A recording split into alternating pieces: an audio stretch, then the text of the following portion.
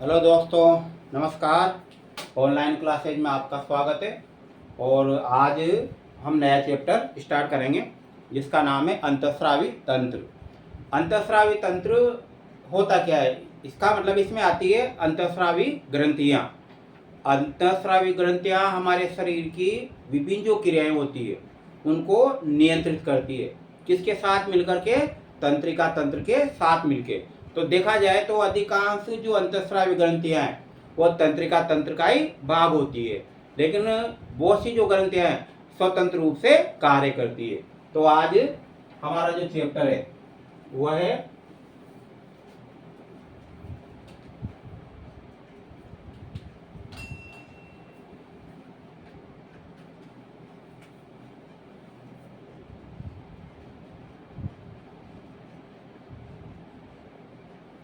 Chapter 8,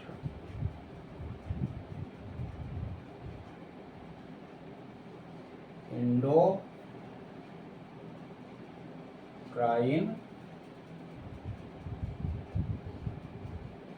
system, यानी अंतःस्रावी तंत्र।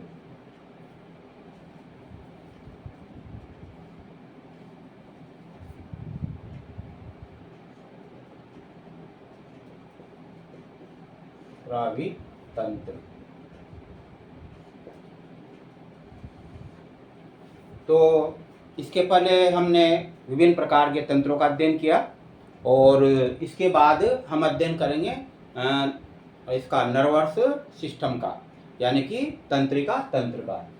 तो ये जो टॉपिक है यानी ये चैप्टर है, इसमें से भी एग्जाम में क्वेश्चन आते हैं। तो देखते हैं पहले इसकी परिभाषा अंतःस्रावी तंत्र की। अंतःस्रावी तंत्र क्या होता है? तो देखिए इसमें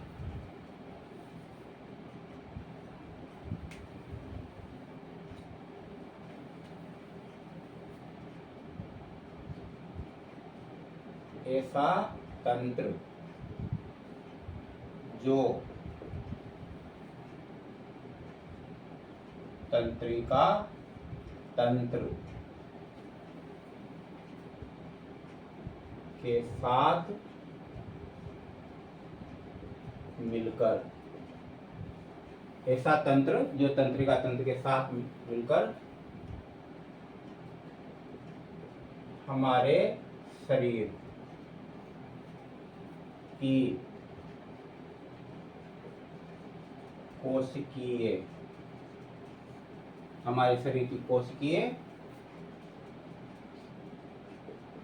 क्रियाओं में समन्वय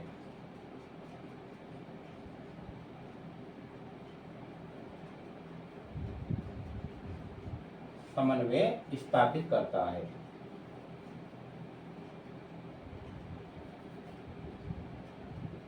स्थापित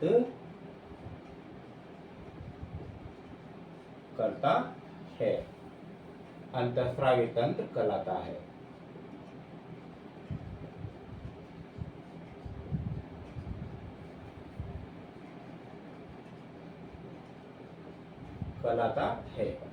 अंतःस्रावी तंत्र में मुख्यतः ग्रंथियां आती है और आपको ये भी पता होगा ग्रंथियों से क्या निकलते हैं? हार्मोन स्रावित होते हैं। और ये जो हार्मोन होते हैं ये ब्लड में मिल करके और शरीर के विभिन्न हिस्सों में पहुंचते हैं। और वैसे देखा जाए तो आपको ये भी पता होगा अंतःस्रावी जो ग्रंथियां हैं उनको नलिकाविहीन ग्रंथियां भी कहा जाता है, क्योंकि इनसे जो स्रावित जो द्रव रहता है उसको ले जाने के लिए इनमें किसी प्रकार की कोई नलिकाएं नहीं पाई जाती है, इसलिए क्या कहते हैं इनको नलिकाविहीन ग्रंथियां भी कहते हैं। वैसे एक शब्द आ रहा है जैसे ग्रंथियां। आपको पता है ग्रंथियां होती क्या है? ग्रंथियां एक प्रकार की कोशिकाएं होती है। तो एक प्रकार से जो कोशिकाएं होती है वो अपने द्रव्यों को स्रावित करने के लिए विशेष प्रकार से रूपांतरित हो जाती है। तो पहले देखते हैं ग्रंथियां।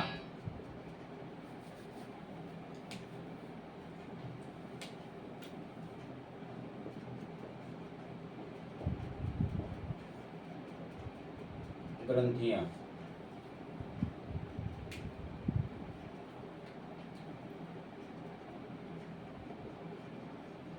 कोशिकाओं का वह समूह, कोशिकाओं का वह समूह जो विशेष प्रकार से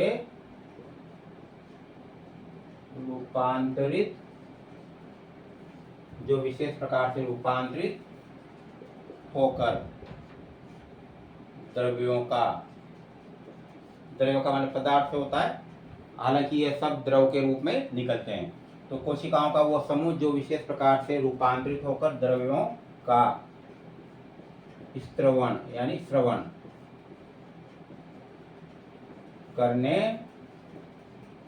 लगता है, ग्रंथियां कहलाता है।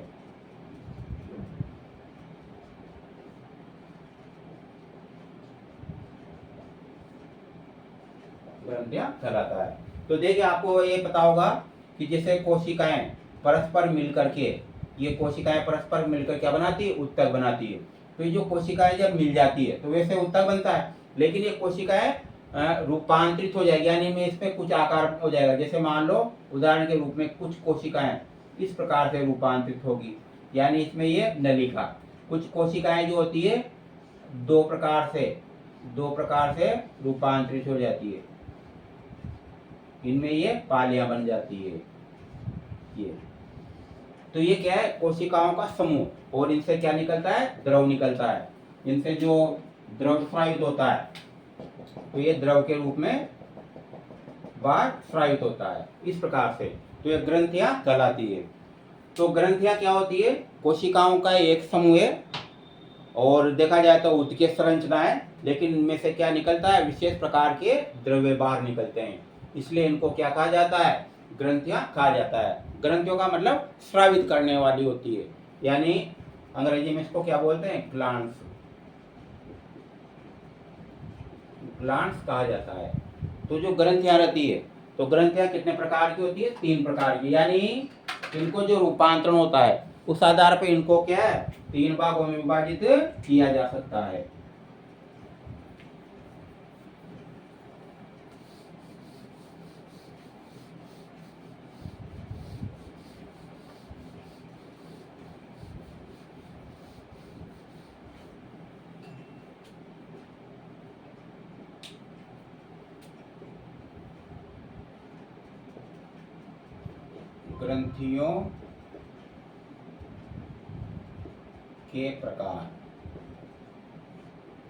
ग्रंथियों के प्रकार, तो जो ग्रंथियां रहती है 3 प्रकार की होती है। एक तो अंतःस्रावी ग्रंथियां, इनको कहते हैं एंडोक्राइन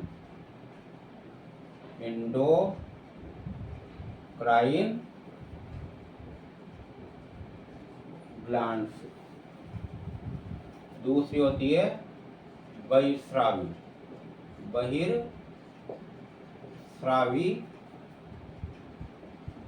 ग्रंथियां। इनको कहते हैं एक्सोक्राइन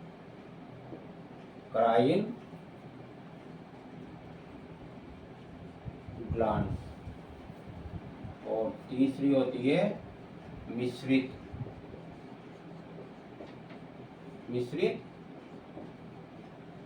ग्रंथियां। तो आपने जैसे बीपीएड में पहले के जो एग्जाम है ना, उसमें भी इन तीनों का प्रकार पढ़ा होगा। तो ये जो ग्रंथियां रहती है कौन सी वाली, ये तीनों प्रकार की, इनकी कार्य प्रणाली में और जो संरचना रहती है उसमें क्या होता है, कुछ अंतर होता है।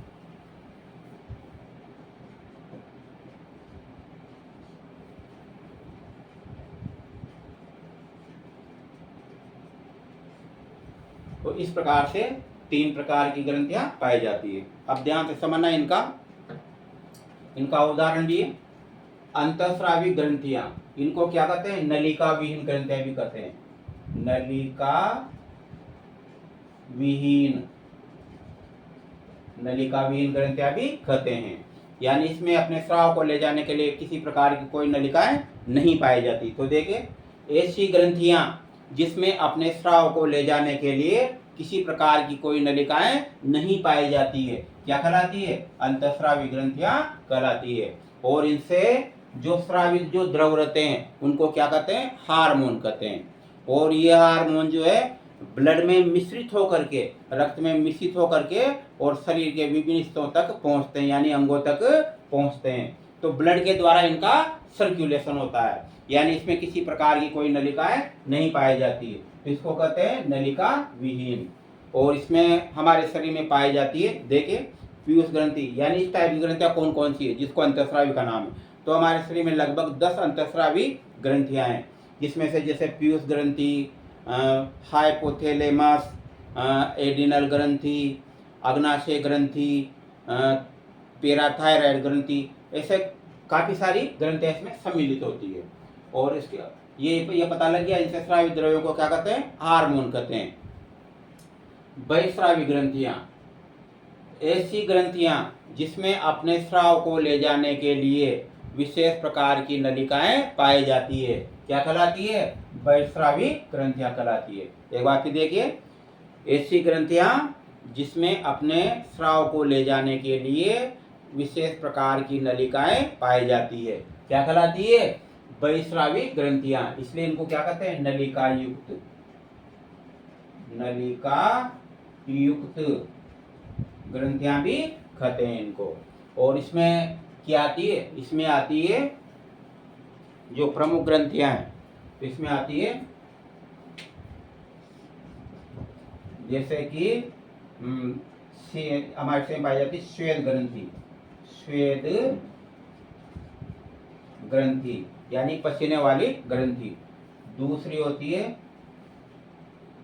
जो होती है लार ग्रंथियां, लार ग्रंथियां, लार ग्रंथियां कहाँ पाई जाती है? मुंह में पाई जाती है। श्वेत ग्रंथि कहाँ पाई जाती है? त्वचा में पाई जाती है। उसी प्रकार से जठर ग्रंथियां, जठर ग्रंथियां, जठर ग्रंथियां सब क्या है? ये बहिस्रावी ग्रंथियां हैं, यानी इनमें अपने स्राव को ले जाने के लिए क्या पाई जाती है? नलिकाएं पाई जाती है। और इनसे जो द्रव होते हैं वो नलिकाओं के द्वारा प्रभावित अंगों तक पहुंचते हैं। जैसे हमारे मुंह में 3 प्रकार की लार ग्रंथियां पाई जाती है जो लार का श्रवण करती है। जठर ग्रंथियां कहाँ पाई जाती है? आमाशय में पाए जाते हैं, यानी कि जो आमाशय की जो दीवारें होती है उसमें पाई जाती है, जो जठर रस का श्रवण करती है। और उसी प्रकार से श्वेत जो ग्रंथि है यानी पसीना ग्रंथियां, ये त्वचा के अंदर पाई जाती है। और भी रहती है सीबम ग्रंथि, सीबम ग्रंथि जो तेलीय पदार्थ, आपने देखा हो पसीना क्या होता है? मतलब जो चिकनाहट होता है, जिसको सामान्य भाषा में कहते हैं चीटा, है ना? तो वो जो पसीना होता है यानी चिकनाई युक्त होता है, जो अपने जैसे बाहें रहती है या जो कॉलर होते हैं वहां पर ज़्यादा जमा, क्योंकि जो ये होते हैं ना गर्दन वाला हिस्सा, वो डायरेक्ट इसके संपर्क में रहता है। बाकी अंदर तो मतलब कपड़े, अगर जैसे अंदर हम बनियान या किसी प्रकार का कोई अंदर अंडरगारमेंट्स नहीं पहने तो क्या हो जाएगा? शर्ट भी ऐसी हो जाएगी। लेकिन सबसे ज़्यादा जो है ना ये दोनों हिस्से टच होते हैं, इसलिए यहाँ पर आपने देखा होगा जम जाता है। तो वो एक होती है सीबम ग्रंथियाँ, सीबम, सीबम ग्रंथियां। तो ये जो है क्या करती है? तेल द्रवसाय करती है पसीने के साथ। ये सब जो ग्रंथियां हैं वो क्या है? ये है बहिस्रावी ग्रंथियां हैं, यानी इनमें अपने स्राव को ले जाने के लिए नलिकाएं पाई जाती है। इस प्रकार से ये हुई। और इसके बाद चलते हैं कौन सी? मिश्रित ग्रंथि। मिश्रित ग्रंथियों में देखते हैं ऐसी ग्रंथियां, ऐसी ग्रंथियां जिनमें अंतःस्रावी और बहिस्रावी दोनों के गुण पाए जाते हैं। एक बार फिर देखें, ऐसी ग्रंथियां जिनमें बहिस्रावी और अंतःस्रावी दोनों के गुण पाए जाते हैं क्या कहलाती है? मिश्रित ग्रंथियां कहलाती है। तो मिश्रित ग्रंथियों में देखिए इसमें कौन कौन सी ग्रंथियां आएगी मिश्रित ग्रंथियों में? अंतःस्रावी, अंतःस्रावी प्लस बहिस्रावी, बहिर्स्रावी। तो ये दोनों प्रकार की जो ग्रंथियां हैं ये परस्पर मिलकर के क्या बनाती है? मिश्रित ग्रंथियां बनाती है। तो इस प्रकार से ये ग्रंथियां जिनमें दोनों के गुण पाए जाते हैं। तो हमारे शरीर में मात्र एक ऐसी ग्रंथि है जो मिश्रित ग्रंथि का कार्य करती है, और वह जो ग्रंथि है मिश्रित ग्रंथि के रूप में जो कार्य करती है वह है अग्नाशय। अग्नाशय, तो अग्नाशय जो ग्रंथि है वो क्या करती है, मिश्रित ग्रंथि का कार्य करती है। देखिए कैसे।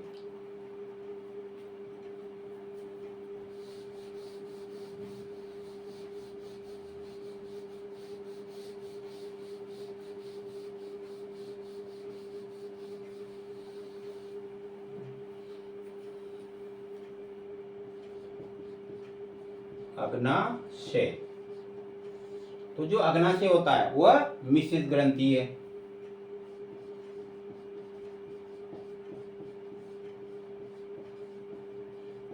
मिश्रित ग्रंथि कैसे, देखिए।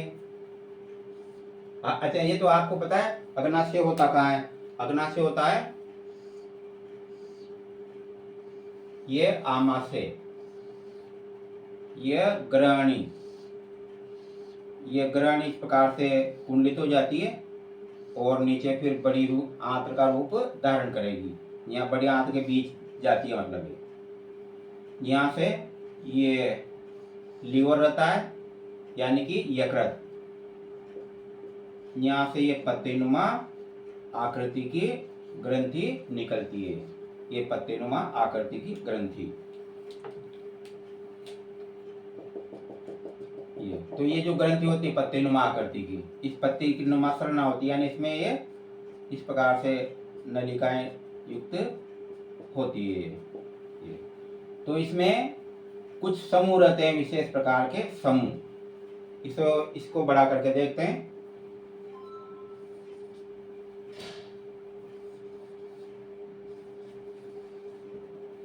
इसमें जो बीच बीच में से समूह पाए जाते हैं जिनको लैंगरहैंस दीपिकाएं कहते हैं। क्या कहते हैं इनको, लैंगरहैंस दीपिकाएं।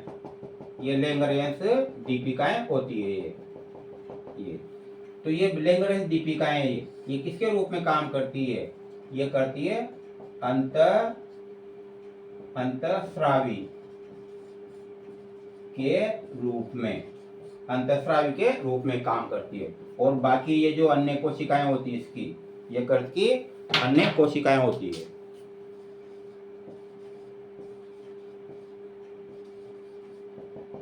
ये अन्य कोशिकाएं ये काय का काम करती है, ये करती है बहिर्स्राविका।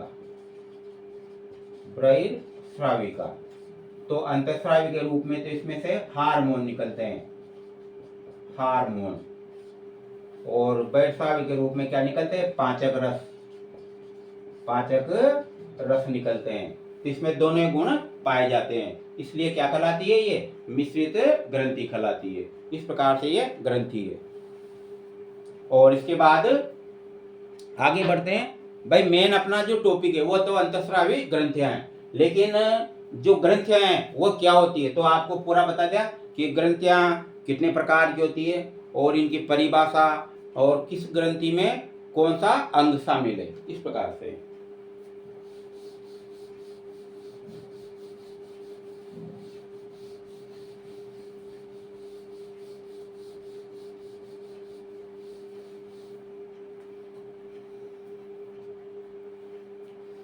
तो देखिए अब चलते हैं। मेन अपना क्या है, अंतःस्रावी ग्रंथि। तो इसकी परिभाषा होगी थी, ऐसी ग्रंथियां जिसमें अपने स्राव को ले जाने के लिए किसी प्रकार की कोई नलिकाएं नहीं पाई जाती है, क्या कहलाती है, अंतःस्रावी ग्रंथियां।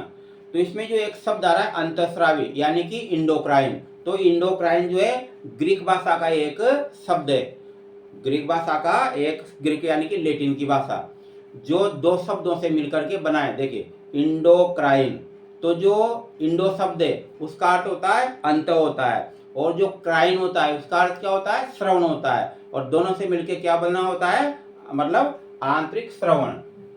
तो देखिए इसमें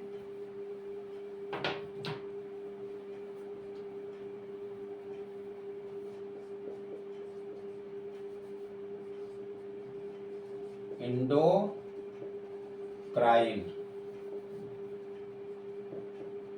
लैटिन यानी कि ग्रीक, भाषा का एक शब्द है। ग्रीक भाषा का एक शब्द है जो दो शब्दों इंडो बराबर अंतर और क्राइन, जैसे यूँ लिखते हैं ना क्राइन, तो प्रारंभिक रूप से इसमें जो है ना पहले जैसे के का इस्तेमाल होता है, तो क्राइन।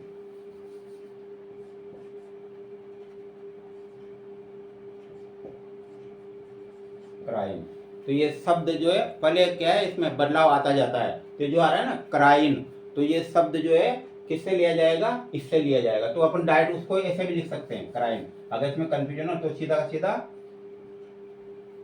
जो दो शब्दों इंडो व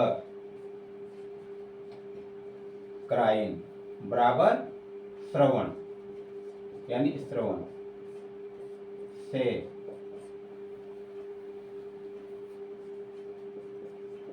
मिलकर बना है, जो से मिलकर बना है, जिसका अर्थ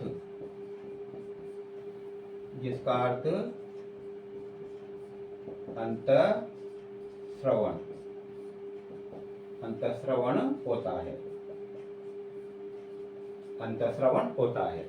तो ये जो है ग्रीक भाषा का शब्द है और इसलिए इनको क्या कहते हैं, इंडोक्राइन सिस्टम कहा जाता है। तो इसका मतलब समझिए अंतःश्रवण यानी कि आंतरिक श्रवण से। ये जो अर्थ निकालना है उसका मतलब क्या हो सकता है, आंतरिक श्रवण। क्योंकि कई बार छोटे छोटे क्वेश्चन बन जाते हैं ना, तो इसमें से आ जाते हैं। तो अपन हमारे को ये भी ध्यान रखना है कि इस टाइप से ये क्वेश्चन बन सकता है इस पर। इसके बाद चलते हैं। तो ये जो शब्द है इंडोक्राइन एकदम नहीं दिया गया। कोई भी चीज जो होती है वो जो है ना रिसर्च से जुड़ी होती है, प्रयोगों से जुड़ी होती है, और वैज्ञानिक जो रिसर्च होते हैं उन्हीं के अनुसार ये शब्द दिए जाते हैं। तो सर्वप्रथम जो है एक वैज्ञानिक था जिसका नाम था क्लॉड बर्नार्ड। तो क्लॉड बर्नार्ड ने 1855 में क्या दिया था, इंडोक्राइन शब्द दिया था।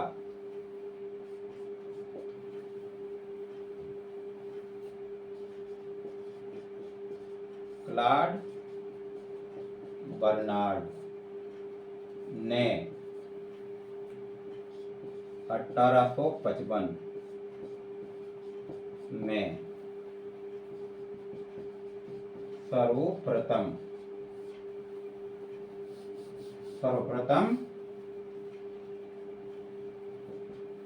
इंडोक्राइन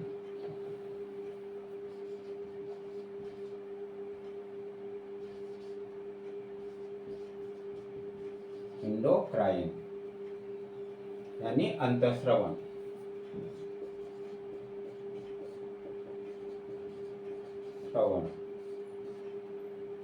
शब्द दिया था।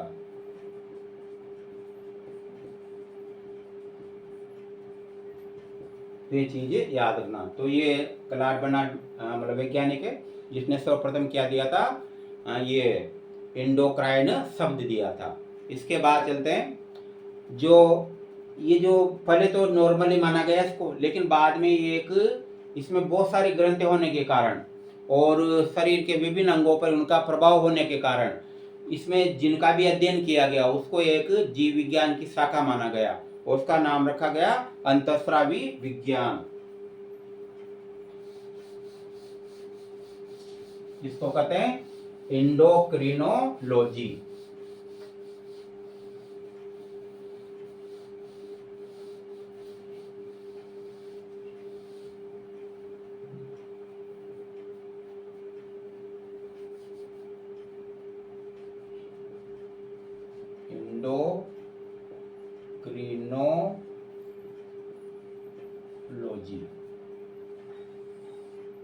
इंडोक्रिनोलॉजी। अभी लाइट गई। ये इसकी आवाज आ सकती है पंखे की थोड़ी। इंडोक्रिनोलॉजी यानी अंतःस्रावी विज्ञान, स्रावी विज्ञान। परिभाषा याद रखना, जीव विज्ञान की वह शाखा जिसमें अंतःस्रावी ग्रंथियों की संरचना व कार्यों का अध्ययन किया जाता है, क्या कहलाती है? अंतःस्रावी विज्ञान यानी कि इंडोक्रिनोलॉजी कहलाती है। याद रखना शब्द को, इंडोक्रिनोलॉजी। एक बार फिर देखें, जीव विज्ञान की वह शाखा जिसके अंतर्गत हमारे शरीर में पाए जाने वाली अंतःस्रावी ग्रंथियों की संरचना व कार्यों का अध्ययन किया जाता है, क्या कहलाती है? अंतःस्रावी विज्ञान। तो याद होगी कि परिभाषा। अब ये जो अंतःस्रावी विज्ञान है, इसमें सबसे ज्यादा जो योगदान है वो किसका था? थॉमस एडिसन का। तो थॉमस एडिसन ने काफी रिसर्च किए थे अंतःस्रावी ग्रंथियों पर, इसलिए थॉमस एडिसन को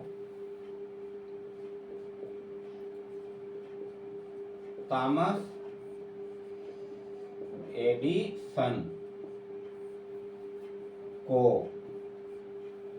एडिसन को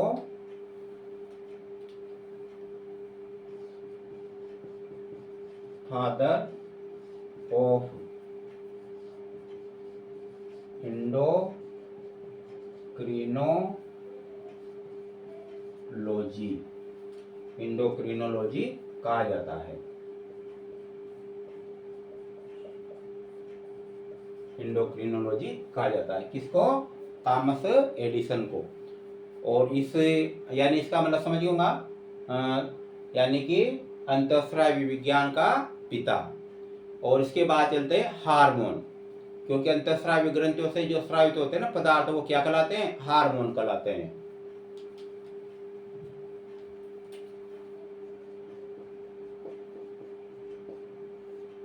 हार्मोन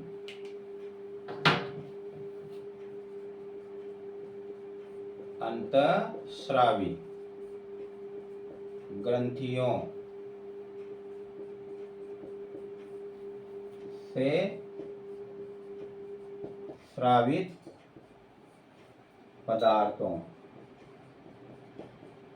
अंतःस्रावी ग्रंथियों से स्रावित पदार्थों को हार्मोन कहते हैं। हार्मोन कहते हैं।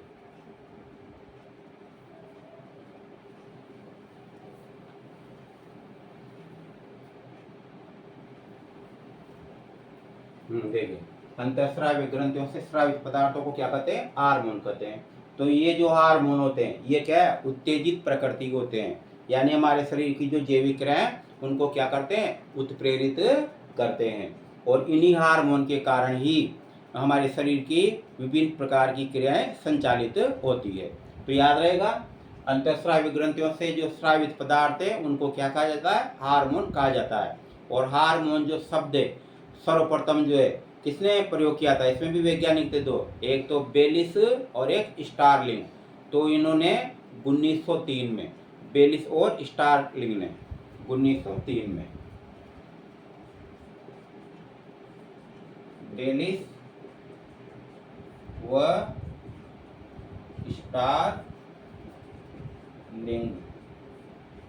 ने 1903 में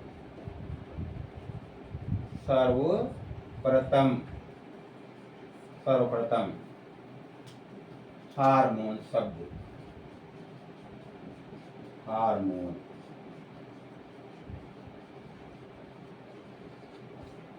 हार्मोन शब्द का प्रयोग किया था।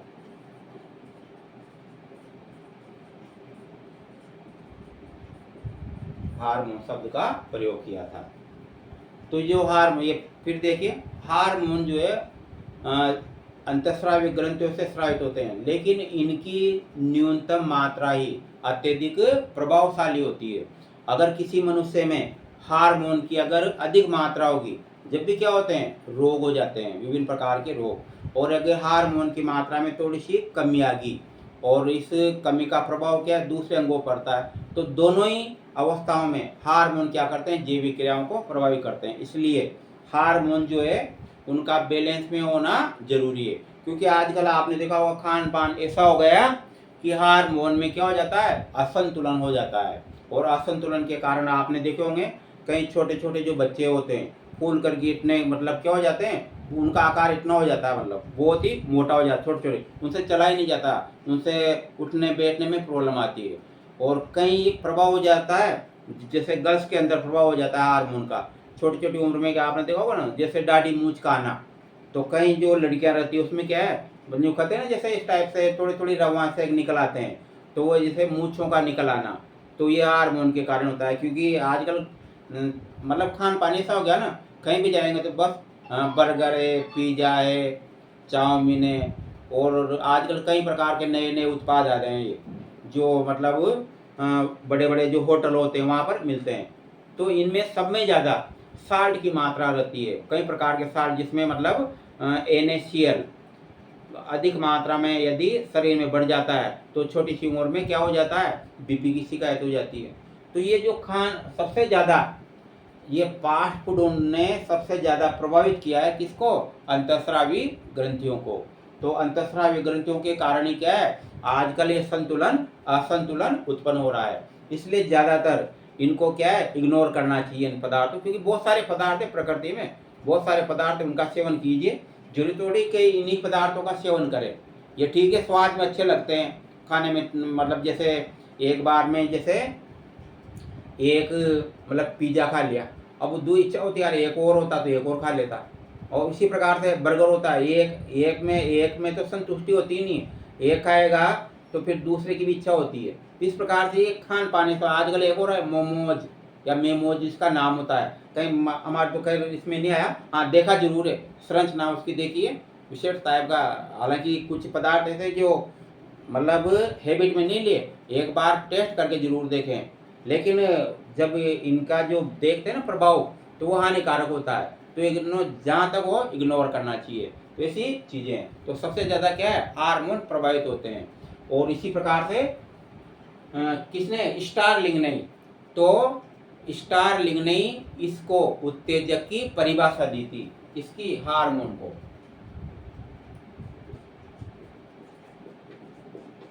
स्टारलिंग ने, मैंने पहले बताया था सनों का कोई महत्व नहीं होता है, थोड़ा सा इससे आइडिया लग जाता है कि भाई इस सन के अंतर्गत ये खोज हुई थी या कब की बात है ये, इस प्रकार से। तो 1905 स्टारलिंग ने 1905 में हार्मोन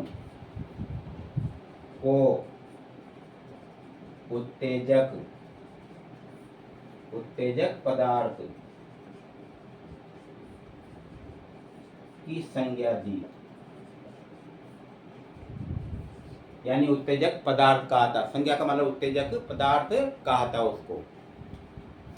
और इसके बाद चलते हैं, सर्वप्रथम खोजा गया जो हार्मोन है, सर्वप्रथम कौन सा हार्मोन खोजा गया, वो था सिक्रीटिन हार्मोन।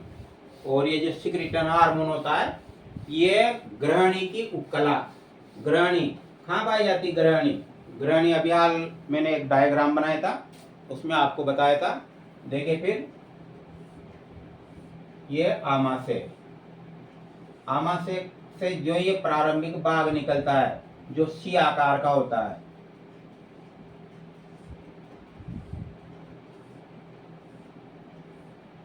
ये ग्रहणी कहलाता है। यहाँ से आपने देखा होगा ये ग्रहणी जो है नीचे इस प्रकार से घूम जाती है, और यहाँ पर फिर ये बड़ी आंत्र शुरू हो जाती है।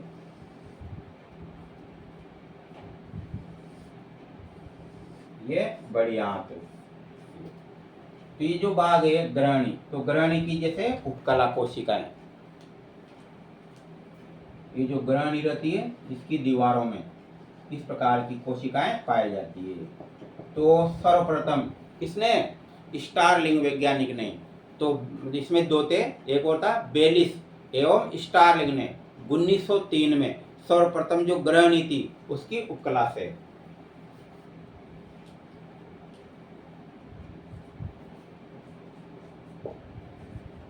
बेलिस एवं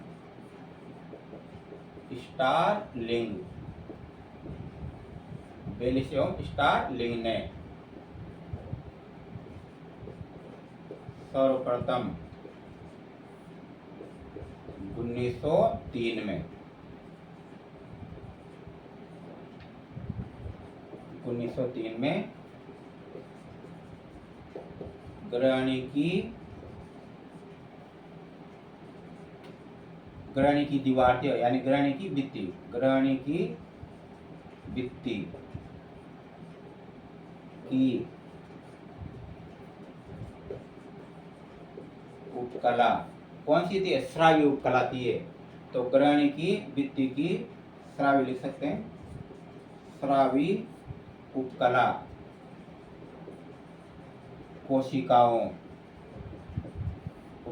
कोशिकाओं से। तो बेलिस एवं स्टारलिंग ने सर्वप्रथम 1903 में ग्रहणी की भित्ति की श्राव्य उपकला कोशिकाओं से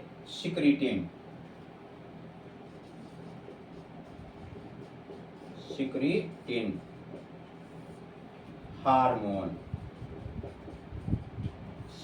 हार्मोन प्राप्त किया। तो याद रखिए, सबसे पहले खोजा गया हार्मोन क्या था? सिक्रीटिन था।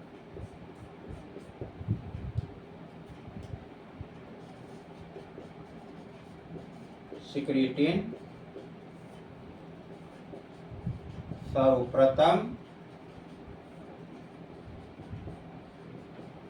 खोजा गया हार्मोन था। तो याद रखिए कि सर्वप्रथम कौन से हार्मोन की खोज हुई थी? सिक्रीटिन हार्मोन की खोज हुई थी। इसमें याद रखना, जो ग्रंथस्रावी उपकला आ रही है तो इसमें श्लेष्मिक उपकला भी हो सकता है, याद रखना, क्योंकि इसमें क्या उत्कीय संरचना होती है ना, तो इसमें श्रावी उपकला में क्या है? श्लेष्मिक, क्योंकि श्लेष्मा निकलता है, श्लेष्मिक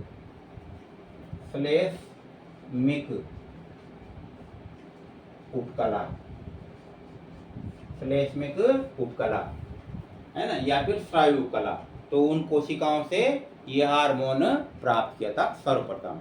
और इसके बाद चलते हैं अंतःस्रावी ग्रंथियां, यानी कि मानव में कौन कौन सी अंतःस्रावी ग्रंथियां पाई जाती है। इन अंतःस्रावी ग्रंथियों का जो अपन क्रम लेंगे तो वो क्या लेंगे? ऊपर से नीचे की ओर, यानी कि जो मैं नाम लिखूंगा इनका आप स्थिति समझ जाना कि किस प्रकार से नाम लिखा है इनका, तो वहां पर ये ग्रंथियां पाई जाती है।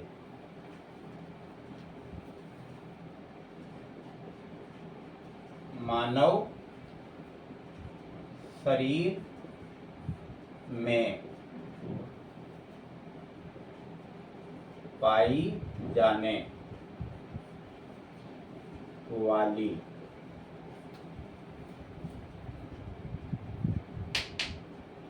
वाली अंतःस्रावी ग्रंथियां।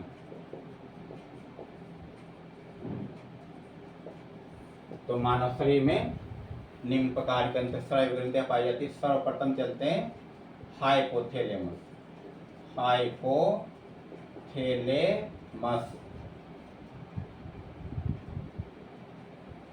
हाइपोथैलेमस पीयूष ग्रंथि, इसी के नीचे रहती है। पीनियल का है, थोड़ी साइड में रहती है लेकिन मस्तिष्क में रहती है, इसलिए पहले ऊपर शीर्ष भाग से चलते हैं। पीनियल काय, यानी शंकु रूपी ग्रंथि भी कहते हैं इसको,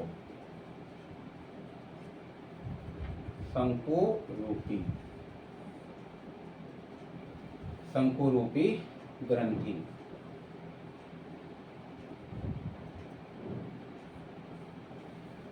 अब ऊपर शेष वाला भाग समाप्त हो गया, तो थायराइड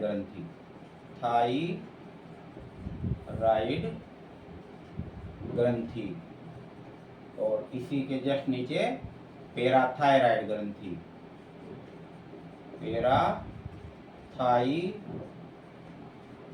थायराइड ग्रंथि। क्रम है इनका ऊपर से नीचे की ओर चल रहे हैं, ताकि आपको है ना याद करने में कोई प्रॉब्लम नहीं आए। ये तीनों सिर में, ये दोनों गले में। अब आ जाइए नीचे बढ़िए फिर नंबर 6 में। तो ये पाई जाती है हृदय के पास वक्ष भाग में इस ओर।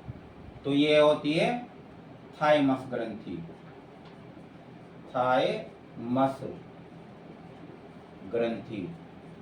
फिर थाइमस ग्रंथि के नीचे चलिए, आमाशय के नीचे। तो ये इसमें पाई जाती है अग्नाशय ग्रंथि। अग्नाशय ग्रंथि। फिर अग्नाशय के नीचे चलते हैं, ये पाई जाती है एड्रीनल ग्रंथि। एड्रीनल ग्रंथि यानी दोनों वृक्क जो होती है ना, किडनियां, इसके ऊपर। नंबर 9। इसके बाद चलते हैं अंडाशय ग्रंथि। हालांकि वो जनन ग्रंथियों में शामिल है, लेकिन इंडिविजुअल नाम लिखते हैं ना, तो अंडाशय ग्रंथि। नंबर 10 में ये सब शरीर के अंदर है, सब शरीर के अंदर है। सिर्फ एक ही ग्रंथि शरीर के बाहर होते हैं वृषण। वृषण कहाँ रहते हैं? उदर गुहा के बाहर पाए जाते हैं। या आप साइंस के स्टूडेंट हो,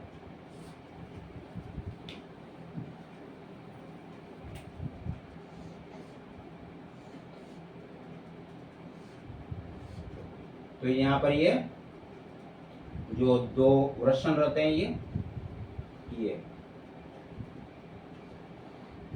दो वृषण, इनसे निकलती है शुक्रवाहिनियां।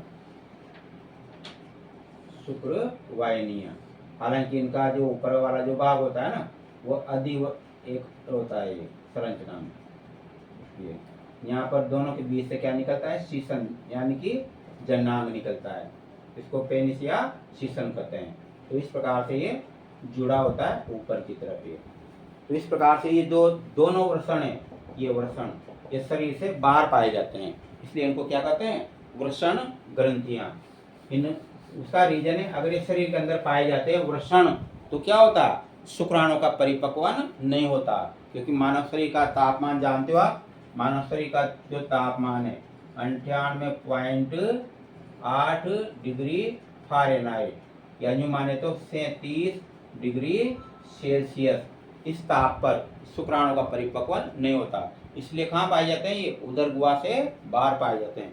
क्योंकि सामान्यतः ये वाला ताप वहाँ तक नहीं पहुँचता। वातावरण में तो हो जाता है ना 42-46 तक हो जाता है, लेकिन वह ताप क्या है? क्योंकि अंदर रहते हैं ना, कवरेट रहते हैं, ये मोटी भित्ति पाई जाती है, इसलिए उस ताप का प्रभाव जो है, वातावरण का जो ताप का प्रभाव है, वो शुक्राणु तक नहीं पहुँच पाता है।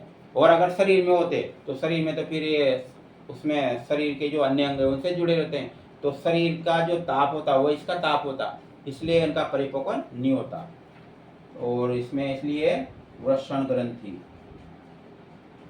वृषण ग्रंथि। तो इस प्रकार से ये मानव शरीर में 10 ग्रंथियां पाई जाती है, जिनको क्रम से लिखा गया है, ताकि आपको याद करने में कोई प्रॉब्लम नहीं आए। क्रम से कौन सी ग्रंथि कहाँ पर है? देखिए, तीनों ग्रंथियां मस्तिष्क में, थायराइड ये दोनों गले में, ये वक्ष भाग में, हृदय के पास में। अग्नाशय आमाशय के नीचे पाई जाती है। एड्रीनल ग्रंथि दोनों वृक्कों के ऊपर पाई जाती है, उदर भाग में। अंडाशय पाए जाते हैं उदर भाग में, थोड़ा सा नीचे की तरफ। जो ये होता है ना, नाभिक वाला भाग होता है, उसके आसपास इस टाइप से महिलाओं में पाए जाते हैं ये, यानी कि मतलब पुरुषों में समझ जाओ इस टाइप से। वृषण जो है महिलाओं में नहीं होते, किसमें रहते हैं? पुरुषों में पाए जाते हैं, और उदर गुहा के बाहर रहते हैं। तो ये सब अंतःस्रावी ग्रंथियां हैं, और कल इन्हीं का अध्ययन करेंगे। ठीक।